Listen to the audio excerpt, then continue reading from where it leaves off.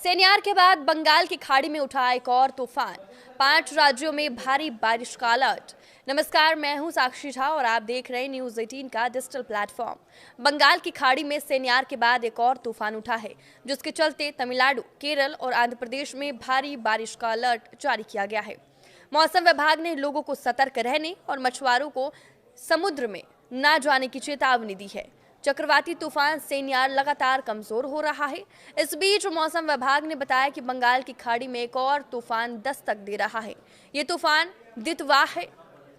इन दोनों तूफानों ने भारत के लिए चिंता बढ़ा दी है। भारतीय मौसम विज्ञान विभाग के अनुसार दितवाह तूफान का असर भारत के दक्षिणी राज्यों में देखने को मिलेगा।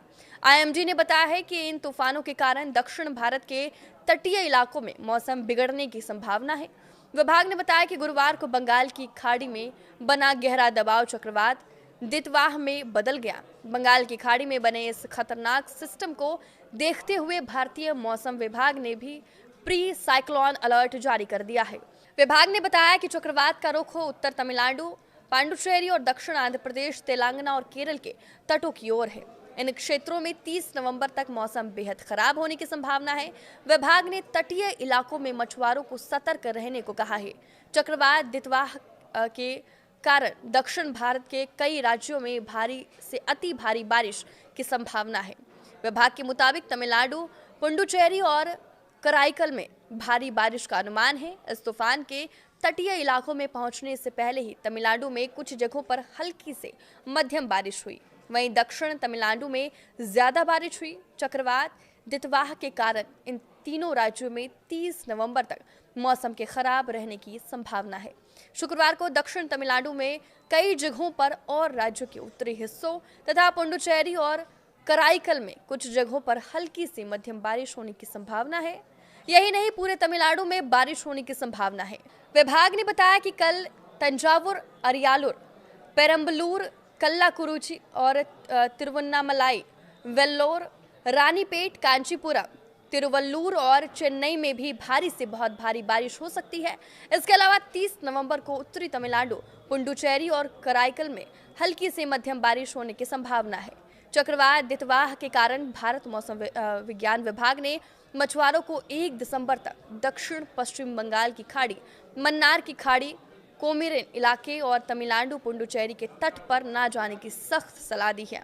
वहीं जो लोग पहले से समुद्र में हैं, उनसे तुरंत सबसे पास के तट पर लौटने की अपील की गई है। तूफान के असर से विभिन्न तटीय क्षेत्रों में 60 से 100 किलोमीटर प्रति घंटे की हवा चलने की संभावना है। दक्षिण तमिलनाडु, पुडुचेरी, श्रीलंका और दक्षिण आंध्र तटों पर गेल फोर्स हवाएं चलेगी। आईएमडी ने 1 दिसंबर तक समुद्र में मछली पकड़ने पर पूरी तरह से रोक लगा दी है। पहले से समुद्र में मौजूद नावों को तुरंत सुरक्षित स्थानों की ओर जाने की सलाह दी गई है। लोगों को घरों में सुरक्षित रहने की सलाह दी गई है। भारत से पहले श्रीलंका में साइक्लोन दितवाह ने तबाही की दस्तक दे दी है। दितवाह का अभी लैंडफॉल नहीं हुआ है, फिर भी इससे असर दिखना शुरू कर दिया है। देर रात से जारी आंधी, तूफान, बारिश और लैंडस्लाइड में अब तक 56 लोगों की मौत हो गई है, जबकि 21 लोग अभी लापता हैं। मौसम विभाग ने चेतावनी दी है कि अगले 12 घंटों में जब ये पूरे द्वीप पर पहुंचेगा तो तूफान और तेज हो सकता है। पिछले 24 घंटे में 300 मिलीमीटर से ज्यादा भारी बारिश हुई है। इसके कारण हुए लैंडस्लाइड की वजह से सबसे ज्यादा मौतें हुई। साइक्लोन दितवाह लैंडफॉल से पहले ही आइलैंड देश पर तबाही ला दिया है। डिजास्टर मैनेजमेंट सेंटर ने एक बयान में कहा है कि देश भर में 43,991 लोगों को स्कूलों और दूसरे पब्लिक शेल्टर में पहुंचाया गया है। अभी सैकड़ों परिवार छतों और बाढ़ में फंसे हुए हैं। उनको बचाने की प्रक्रिया जारी है। श्रीलंका में भारी बारिश की वजह से स्कूल बंद कर दिए गए, ट्रेन सर्विस रोक दी गई है और कोलंबो स्टॉक एक्सचेंज बंद कर दिया गया है। पूरे देश में लॉकडाउन की स्थिति बनी हुई है। डीएमसी में emergency operation director brigadier S धर्म विक्रांता ने रॉयटर्स को बताया कि हम सबसे ज्यादा प्रभावित इलाकों में रेस्क्यू ऑपरेशन जारी रखे हुए हैं, लेकिन कुछ गांवों तक पहुंचना मुश्किल है क्योंकि लैंडस्लाइड की वजह से सड़कें ब्लॉक है। हम सभी को सुरक्षित निकालने की पूरी कोशिश कर रहे हैं। आपकी इस वीडियो पर क्या राय है, हमें कमेंट करके जरूर बताएं। नमस्कार।